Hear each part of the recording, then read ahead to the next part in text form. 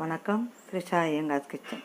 இன்றைக்கி நம்ம கிச்சனில் இன்றைக்கி ஒரு வத்தல் குழம்பு. ஒரு ஸ்பூன் சுண்டைக்காய் வத்தல் வச்சுருக்கேன், மணத்தக்காளி வத்தல் வச்சுருக்கேன். இன்றைக்கி அரைச்சி விட்டு குழம்பு பண்ண போகிறோம். என்னென்ன போடுறேன்னு காட்டுறேன். இப்போ தனியா, கடலப்பருப்பு, உளுத்தம்பருப்பு, தேங்காய் எல்லாம் வச்சுருக்கேன். இப்போ வறுக்கும்போது பார்க்கலாம். ஒரு டீஸ்பூன் எண்ணெய் விட்டுருக்கேன். எண்ணெய் காஞ்சிருக்கு. முதல்ல வறுக்க வேண்டியதெல்லாம் வறுத்துடலாம். நல்லா காரத்துக்கு ஒரு 5, 6, 7 மிளகா போடுறேன். 7 மிளகா. அடுப்பை சிம்லேயே வச்சுக்கலாம்.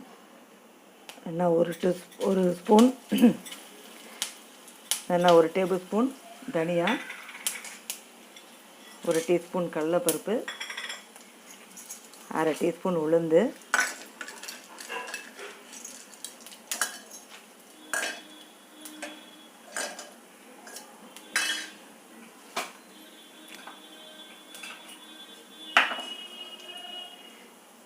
கொஞ்சமாக மிளகு. இதுக்கு வெந்தயம் வேண்டாம். சுண்டைக்காய், மணத்தக்காளியே கொஞ்சம் கசப்பு இருக்கும், அதனால் இது வெந்தயம் கிடையாது. இது வரைக்கும் நல்லா கொஞ்சம் பொறுமையாக சிம்மில் வச்சு வறுத்துக்கலாம்.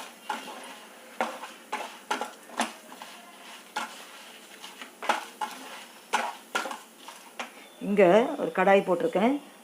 இந்த நல்லா ஒரு மீடியம் சைஸு லெமன் சைஸ் அளவுக்கு புளித்தண்ணி. புளித்தண்ணி முதல்ல விட்டுடலாம்.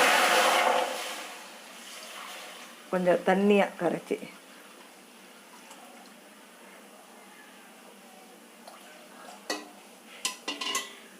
புளித்தண்ணி முதல்ல விட்டுட்டேன். அதில் கொஞ்சம் மஞ்சள் பொடி போட்டுக்கலாம்.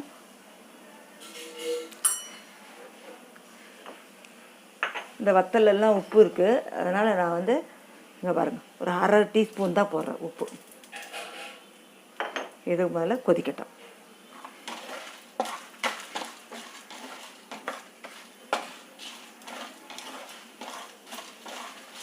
பொடி போகிறத விட, இது மாதிரி குழம்பு பொடி போகிறத விட இப்படி அரைச்சி விட்டு பண்ணிங்கனாக்கா இந்த குழம்பு ரொம்ப டேஸ்ட்டாக இருக்கும். நாளைக்கு கூட ரொம்ப நல்லாயிருக்கும், கிடவே கிடாது. இப்போ பாருங்கள், நல்லா செவந்தெடுத்து இப்போ நல்லா ஒரு டேபிள் ஸ்பூன் போல் தேங்காய்,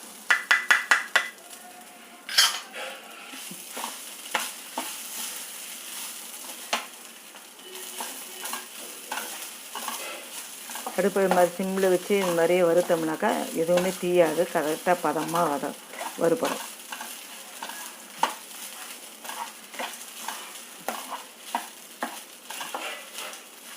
தேங்காயும் சேர்த்து நல்லா வறுத்துட்டோம். இப்போ அதை நல்லா மைய அரைச்சிட்டு வந்துடலாம். இந்த புளித்தண்ணி நான் ஜம்முன்னு நல்லா கொதிச்சுட்டு இப்போது இந்த அரைச்ச விழுது சேர்த்துக்கலாம்.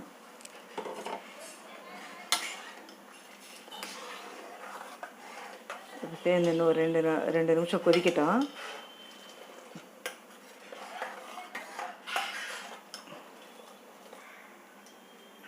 அதுக்குள்ளே இங்கே நல்லெண்ணெய் விட்டுருக்கேன். இன்னும் ஒரு 3-4 ஸ்பூன் விட்டுருக்கேன். சுண்டைக்காய் முதல்ல போட்டுக்கலாம்.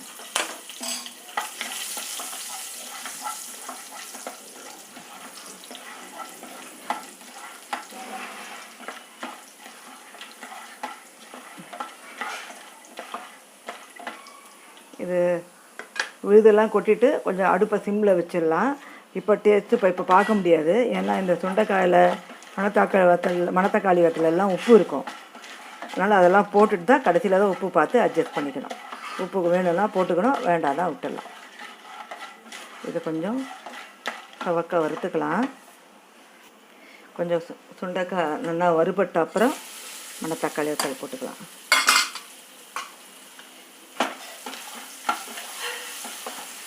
நல்லெண்ணெயில் பண்ணால் ரொம்ப டேஸ்ட்டாக இருக்கும். வேண்டாம்னா நீங்கள் சாதா எண்ணெயிலே கூட பண்ணிக்கலாம்.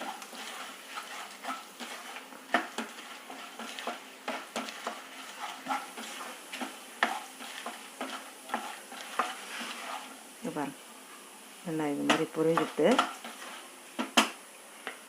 இங்கே அடுப்பு சிம்மில் அப்படியே கொதிச்சுட்டே இருக்குது. இப்போ என்ன பண்ணலாம், அப்படியே இந்த எண்ணெயோட அப்படியே இருக்கும்.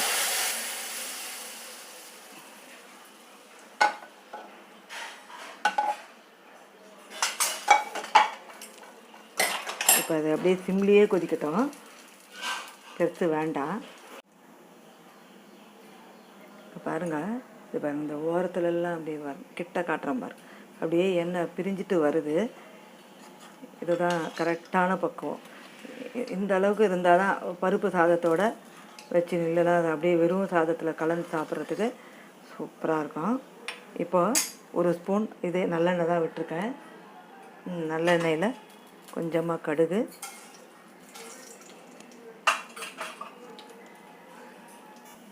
இது டேஸ்ட்டும் பார்த்தேன், கொஞ்சமாக உப்பு தேவைப்படுறது, அவ்வளோதான்.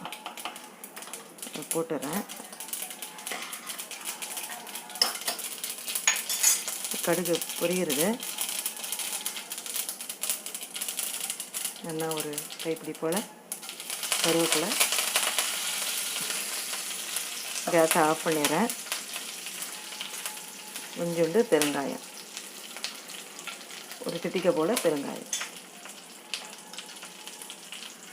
அப்படியே குழம்பு வச்சு அப்படியே வைக்கணும்.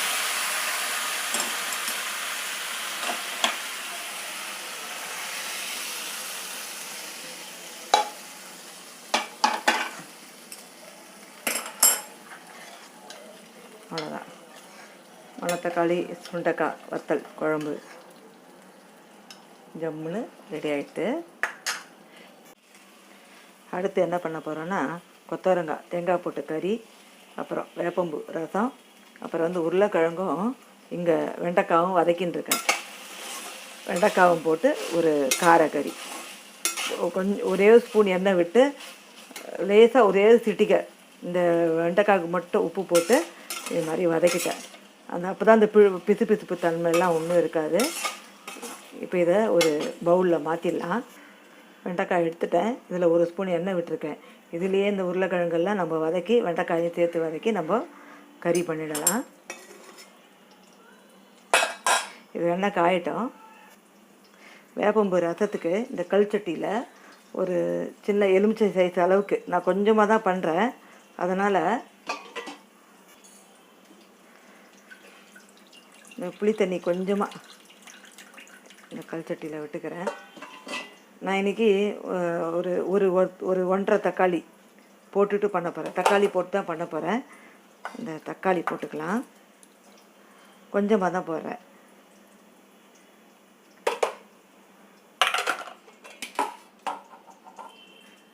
இதில் ஒரு 1.5 தக்காளி போட்டிருக்கேன். அப்புறம் கொஞ்சமாக மஞ்சள் பொடி,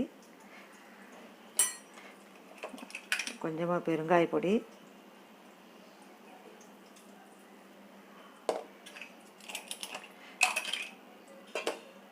இதில் கொஞ்சமாக கருவேப்பிலை போட்டு இதை அடுப்பில் கொதிக்க வச்சிடலாம்.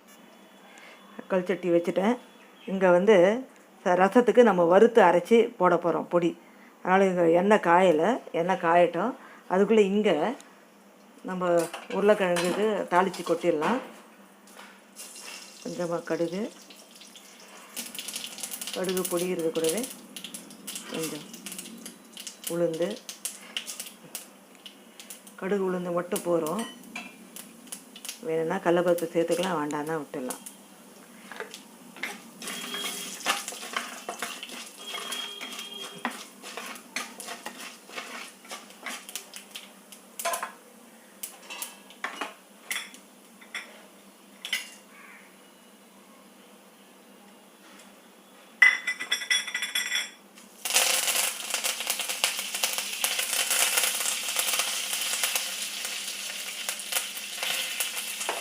கொஞ்சம் கருவேப்பிலை பெருங்காயம் போட்டுட்டு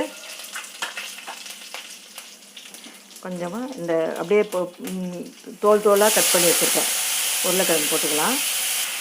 உருளைக்கிழங்கு போட்டு நான் வெண்டைக்காய்க்கு கொஞ்சம் உண்டு தான் உப்பு போட்டேன். அதே மாதிரி உருளைக்கிழங்குக்கும் கொஞ்சமாக உப்பு போட்டுக்கலாம். இது கூடவே இந்த தக்காளியும் போட்டுக்கலாம். இந்த மஞ்சள் பொடி போட்டுக்கலாம். போட்டு இந்த தக்காளி இதுலேயே வதங்கட்டும்.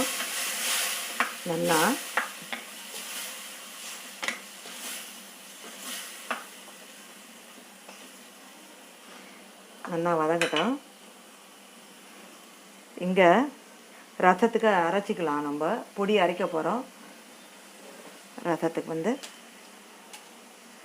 நான் ஒரு பெரிய மிளகா, ஒன்றே ஒரு மிளகா, ஒரு 2 மிளகா போட்டிருக்கேன்.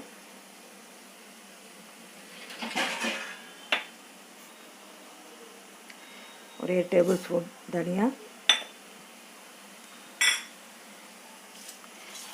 1 ஸ்பூன் துவரம்பருப்பு,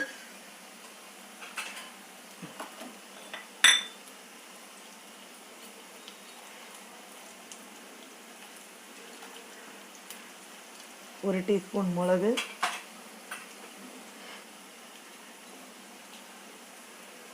ஒரு டீஸ்பூன் சீரகம்,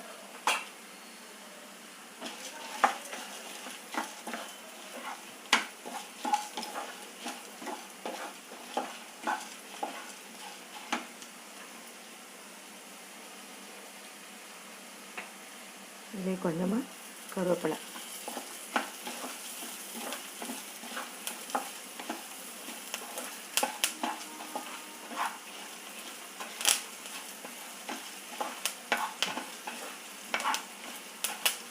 கொஞ்சம் செவக்கட்டும்.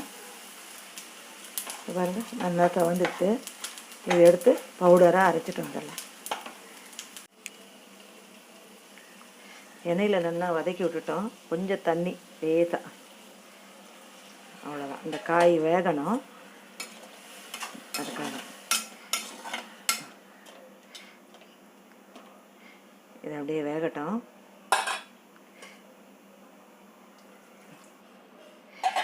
இங்கேயும் பாருங்கள், நல்லா புளியோட பச்சை வாசனை எல்லாம் போயிடுத்து. இந்த ரசப்பொடி நம்ம வறுத்தது நல்லா இப்படி அரைச்சின்னு வந்துட்டேன். இதுலேருந்து 1 ஸ்பூன் சேர்த்துக்கிறேன்.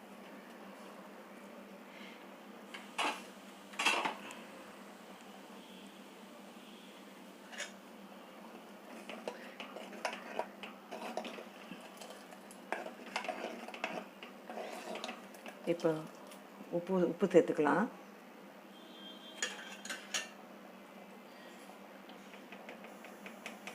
இந்த ரசத்துக்கு தேவையான உப்பு. இப்போ நல்லா தண்ணி விளாவிக்கலாம். பார்த்த உப்பு, புளி, உப்பெல்லாம் கரெக்டாக இருக்குது. இப்போ இந்த ஜாரை அலம்பி தண்ணி நல்லா விளாவிக்கலாம்.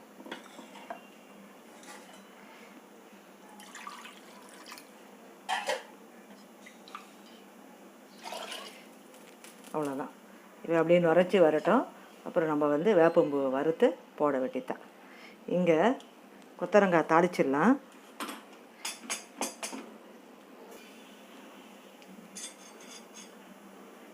கொத்தரங்காய் தாளிச்சிடலாம். கடுகு,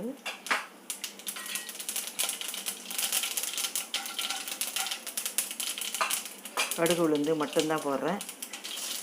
காரத்துக்கு மிளகா,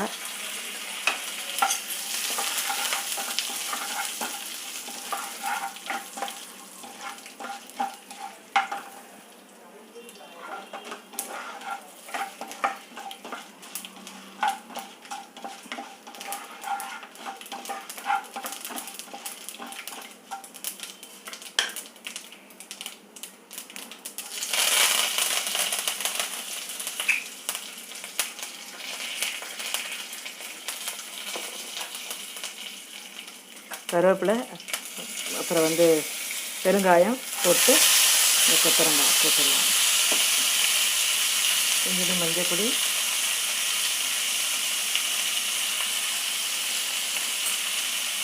இந்த காய்க்கு தேவையான உப்பு.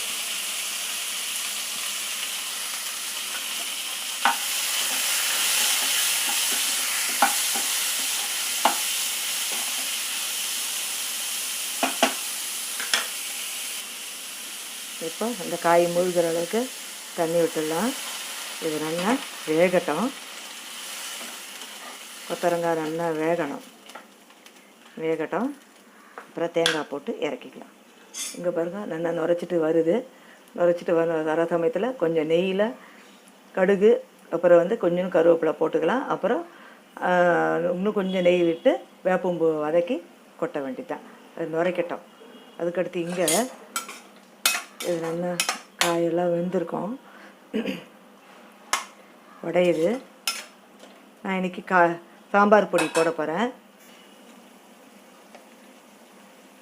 இதில் வந்து நல்லா ஒரு 3/4 ஸ்பூன் சாம்பார் பொடி. இல்லை உங்களுக்கு ரெட் சில்லி பவுடர் வேணும்னா ரெட் சில்லி பவுடர் கூட போட்டுக்கலாம். சாம்பார் பொடி போட்டாக்கா அந்த தனியா அந்த வாசனையோட ஃப்ளேவரோடு நல்லாயிருக்கும். அதுக்காக சாம்பார் பொடி போடுறேன். இப்போ அப்படியே சிம்மில் இருக்கட்டும், அப்படியே ஆட்டும். பாருங்கள், இப்படி நல்லா இப்படி சேர்ந்து தண்ணியெல்லாம் எல்லாம் வற்றிட்டு இப்போ இந்த வதக்கி வச்ச வெண்டைக்காய் சேர்த்துக்கலாம்.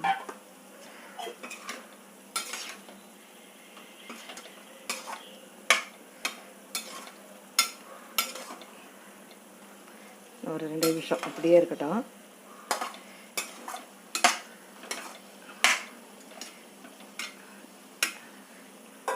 அப்படியே இருக்கட்டும். இது பாருங்க, கொதிக்கிறது. நான் ஆஃப் பண்ணிடுறேன்.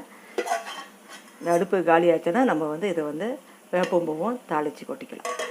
இதை ஆஃப் பண்ணி இது ஆயின்ருக்கு. இது காய் வேகட்டும். வெந்த பிறகு தேங்காய் போட வேண்டியதுதான். இது இன்னும் ஒரு 2 நிமிஷம் இருக்கட்டும். அப்படியே சேர்ந்து அந்த வெண்டைக்காயில் உப்பு காரம் எல்லாம் பிடிக்கணும். உப்பு இருக்கும், காரம் பிடிக்கணும். அதனால் அப்படியே சிம்மில் 2 நிமிஷம் இருக்கட்டும். அதுக்கப்புறம் நம்ம இறக்கிடலாம். வெண்டைக்காவும் உருளைக்கிழங்கு காய் நல்லா ஜம்முன்னு ஆயிட்டு இது இறக்கிக்கிறேன். இந்த குட்டி கடாயில் ஒரு ஸ்பூன் நெய் விட்டுருக்கேன். நெய் வேணான்னா எண்ணெயில் கூட தாளிச்சிக்கலாம். ரசத்துக்கு கொஞ்சோண்டு கடுகு பொரியட்டும். பொரிஞ்சு கூடவே நல்லா ஒரு ஸ்பூன் வேப்பம்பூ,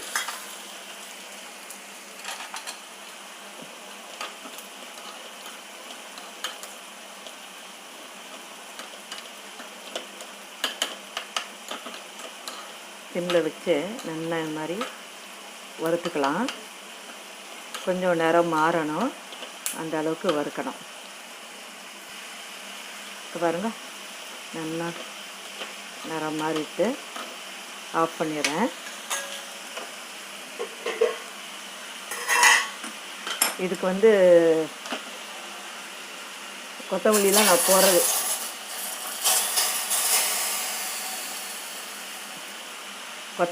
போடுறது இல்லை. அப்புறம் இந்த வேப்பம்பூவோட அந்த ஸ்மெல்லு இருக்காது. இதில் வந்து வேப்பம்பூ தான் நிறைய டாமினேட்டாக இருக்கணும். அப்போ தான் நல்லாயிருக்கும் அந்த ரசம். நான் பாருங்கள், என்ன வேப்பம்பூலாம் நெய்யில் வறுத்து போட்டேன். அவ்வளோதான், வேப்பம்பூ ரசம் ரெடி. இங்கே பாருங்கள், நல்லா கொத்தவரங்காய் ஜம்முன்னு வந்துடுது. சூப்பராக வந்துடுது. இப்போ இந்த தேங்காய் போட்டுக்கலாம்.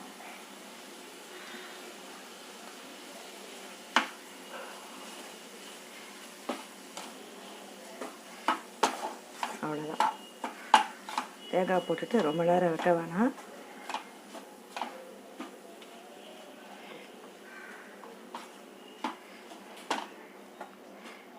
கொத்தவங்காய் தேங்காய் போட்ட கறி ரெடி. இது தளிகள்லாம் ஜோராக ரெடி ஆகிட்டு மணத்தக்காளி சுண்டைக்காய் போட்டு வத்த குழம்பு, அப்புறம் வெண்டைக்காய் உருளைக்கிழங்கு போட்டு ஒரு காரக்கறி, வேப்பம்பூ ரசம், இலைக்கு பருப்பு, அப்புறம் கொத்தவரங்காய் தேங்காய் போட்ட கறி. நீங்களும் இதே மாதிரி லன்ச் பண்ணி பாருங்கள். Thank you very much.